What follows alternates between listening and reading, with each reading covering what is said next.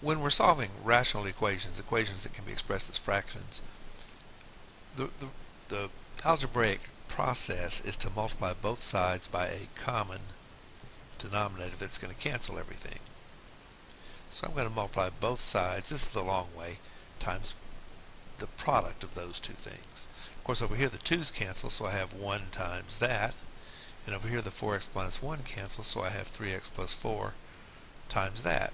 Well, after you do that 5 or 6 times, you'll realize that when you have two fractions with an equal sign, the answer you get by that multiplying by a common factor is simply the product of the denominator on one side and the numerator on the other side. That's what we call cross multiplying. And the reason it works is because over here the 2 cancels and you're left with that, and over here that cancels and you're left with the 2. Alright. The mistake you're going to make is you're going to multiply that times that when it's that times that, and somebody's going to forget to multiply the 2 times both of those. That's the common mistakes people make. Now it's just letters to the left, numbers to the right.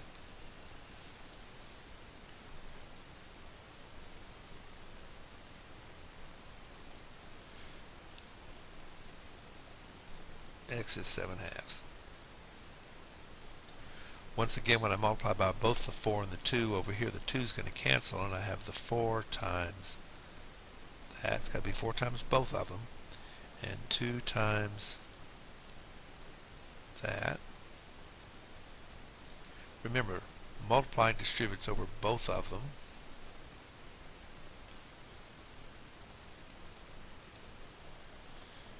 Number one mistake is people are going to multiply across rather than diagonally. Somebody's going to multiply that way, or that way, and that way, when the process that cancels the denominators is when you multiply across the equal sign diagonally.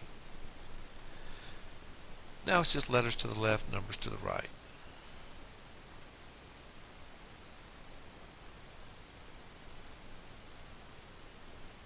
And x is -3. So now we have a different problem. We have two equations and two variables. We call that a 2 by 2 system. You have two equations and two variables. And if it has a solution, a couple of ways to find it. You can eliminate, or you can use substitution. We're going to use a form of elimination called cross coefficients. I'm going to make each of the y's be a 6. 3 times 2 is 6. I'm going to make each of the y's be a 6. And I'm going to get there by taking each y coefficient, and it's kind of like cross multiplying. I'm going to take the 2 that was on the bottom and put it on the top, and the plus 3 that was on top and put it on bottom, and then I'm going to subtract the bottom one. And over here I'm going to get rid of the x's by taking the plus 2 that's on top and putting it on the bottom, the 1 that's on bottom and putting it on top, and then subtracting the bottom one. Let's see what if I get if I do that. If I multiply across this way, I have 4x plus 6y equals -10. I'm multiplying the 2 times all those. If I multiply the -3 times all those, I get -3x, -6y equals +3. And look what happens right there. That was my purpose, to make those two be the same but different signs. That's why I subtracted the bottom one. And x is -7. Now you can plug the -7 in for x to solve for y, or you can multiply back this way and do the same thing we did over here. Let's multiply that 1 that way. I think 1 is my favorite number to multiply by. 0 is a close second, but 0 makes things that are not equal equal, so I don't like to multiply by 0 too often.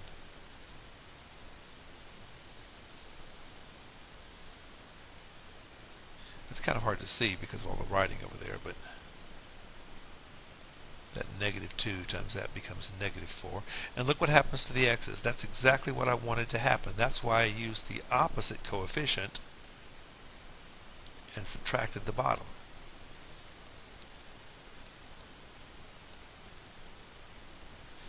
Now I personally will give you 100 for this, but the homework, because you have an X number and a Y number, the homework's going to want you to write, the online homework is going to want you to write that as a point.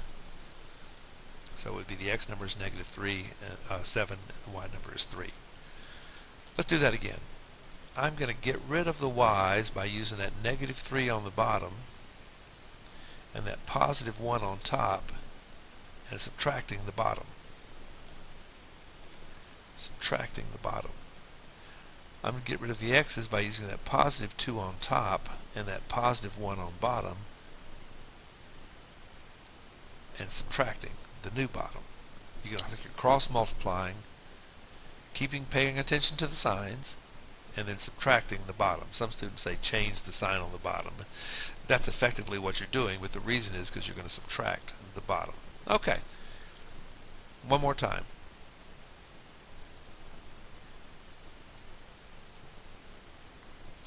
My Y coefficients are +1 and -3, and I'm going to subtract the one on the bottom.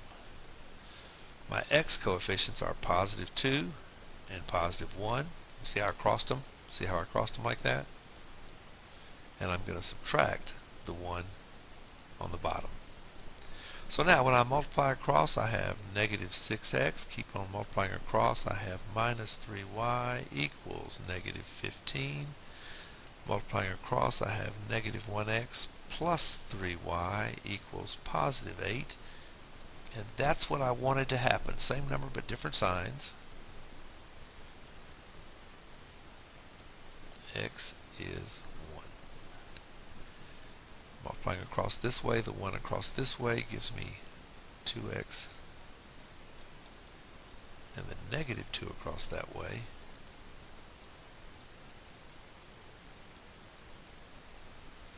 That's going to be a +16. And that's what I wanted to happen.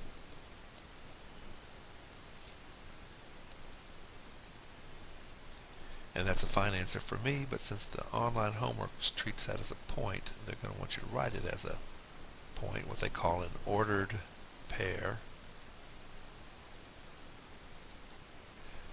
In terms of what we're used to thinking of, that's a point. And I hope that helps you solving your cross multiplying in 2x2 equations.